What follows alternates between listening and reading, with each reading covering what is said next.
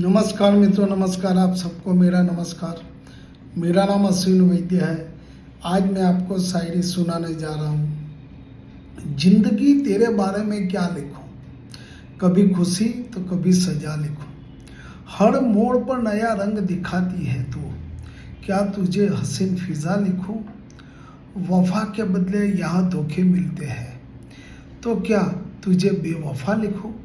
ना चाहते हुए भी जीना पड़ता है, ना चाहते हुए भी जीना पड़ता है। क्या तुझे खुदा लिखूं, क्या तुझे खुदा लिखूं। हे जिंदगी तुझे मैं क्या लिखूं। और हार जाती है मोहब्बत किस्मत की दीवार से, बिखर जाते हैं सपने अपनों की तकरार से। हम शिकवा करें भी तो किससे करें जनाब, अब अपने भी ताल्लुक रखते हैं मतलब की बाजार से। Thank you, thank you, thank you.